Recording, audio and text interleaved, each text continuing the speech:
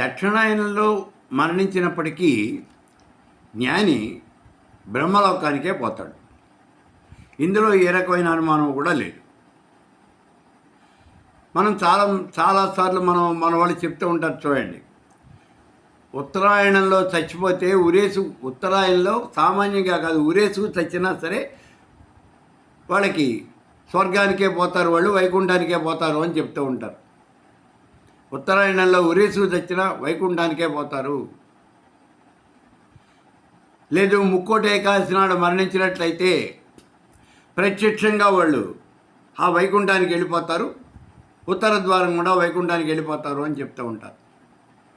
అలాగే దక్షిణాయనంలో కనుక మరణించినట్లయితే అమావాస్య నాడు దక్షిణాయనము ఇట్లాంటివి ఏమైనా కనుక మరణించినట్లయితే అతను పాపపు లోకాలకి పోతాడు అనేటువంటి ఒక మాట కూడా చెప్తూ ఉంటారు. ఇవన్నీ నిజమేనా? కాదు, ఇవన్నీ పుక్కిటి పురాణాలు, మనం ఏదో చెప్పుకునేటటువంటి మాటలు. ఏమిటి అంటే ఇక్కడ ఇప్పుడు మనం చిన్న ఉదాహరణ చూడండి. భీష్ముడు యుద్ధం అయిపోయిన తర్వాత కూడా ఉత్తరాయణ పుణ్యకాలం వచ్చేదాకా ఆగాడు. భీష్మ ఏకాదశి జనవరిలో వస్తుంది, సంక్రాంతి వెళ్ళిన తర్వాత వస్తుంది, ఉత్తరాయణంలో వస్తుంది.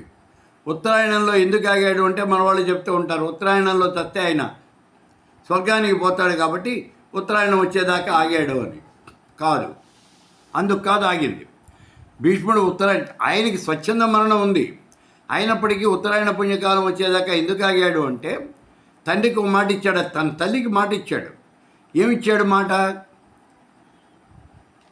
హస్తినాపురం యొక్క సింహాసనం సుస్థిరం అయ్యేదాకా తాను జీవించే ఉంటాను అని మాట ఇచ్చాడు. ఇప్పుడు యుద్ధం అయిపోయింది, ధర్మరాజుకి పట్టాభిషేకం జరిగింది, హస్తినాపురం సింహాసనం సుస్థిరమైంది అనే మాట విన్న తరువాత అప్పుడు తాను ఈ లోకం నుంచి ప్రయాణం వెళ్ళిపోయాడు.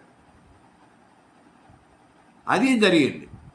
అలాగే ఇక్కడ దక్షిణాయనంలో చచ్చిపోయినటువంటి యోగీశ్వరుడు పాపలోకాలకి పోతాడు, ఉత్తరాయణంలో చచ్చిపోయినటువంటి పుణ్యాత్ముడు ఆయన స్వర్గలోకానికి లేకపోతే వైకుంఠానికి వెడతాడు. ఇవన్నీ పుక్కిటి పురాణాలు. దక్షిణాయనంలో మరణించినప్పటికీ యోగీశ్వరుడైనటువంటి వాడు బ్రహ్మలోకానికే పోతాడు. ఐఏఎస్ పాస్ అయినటువంటి వాడికి ఆంధ్రాలో అపాయింట్మెంట్ ఇచ్చినా, అస్సాంలో అపాయింట్మెంట్ ఇచ్చినా ఆయన కలెక్టర్గానే అపాయింట్ అవుతాడు, కలెక్టర్ పోస్టులోనే నియమించబడతాడు. అంతే తప్పించి ఆయన ఏమీ అంతకన్నా తక్కువ స్థాయిలో నియమించబడడు. ఆయనకు ఉన్నటువంటి క్వాలిఫికేషన్ అది. అలాగే ఇక్కడ కూడా యోగీశ్వరుడు తన యొక్క అర్హతని బట్టి, తన యొక్క అర్హత ఏమిటి అంటే బ్రహ్మలోకం పొందటం. కాబట్టి ఆ బ్రహ్మలోకమే పొందుతాడు. ఏ సమయంలో మరణించినప్పటికీ, ఆదివారం, అమావాస్య ఎప్పుడు మరణించినప్పటికీ కూడా. మన వాళ్ళు చెప్తూ ఉంటారు సామాన్యంగా, అన్నీ తెలిసినటువంటి వాడు అమావాస్య నాడు పోతే ఏమీ తెలియనటువంటి వాడు ఏకాదశి నాడు పోయాడండి అంటారు. అంటే ఏకాదశి అనేది ఒక పుణ్యమైనటువంటి రోజు, పుణ్యతిథి అని మనం చెప్పుకుంటూ ఉన్నాం.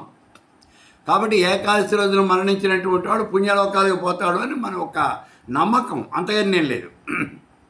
అది నిజం కాదు, అది నిజం కాదు, మనం చెప్పుకోవడానికే పనికొస్తుంది అంతే అది. అలాగే అమావాస్య రోజున పోయినటువంటి వాడు పాపపు లోకాలకు పోతాడు, అది జరగదు.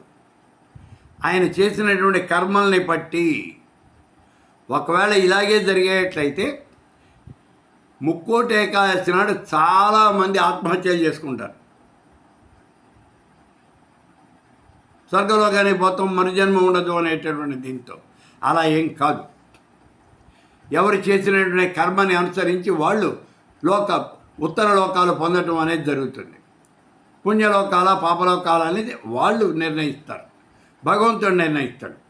కాబట్టి ఇక్కడ జ్ఞాని అయినటువంటి వాడు ఆయన ఎప్పుడు పోయినా, అమావాస్య నాడు పోయినా సరే, ఆదివారం నాడు పోయినా సరే, అమావాస్య ఆదివారం లేదా అమావాస్య మంగళవారం, దక్షిణాయనం ఇలాంటి ఏ తిథిన పోయినా, శూన్యమాసంలో పోయినా,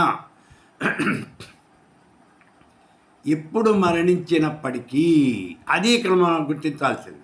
ఆయన బ్రహ్మలోకానికే పోతాడు తప్పించి ఇంకా ఎక్కడికి పోడు, పాపలోకాలకి అస్సలు పోడు.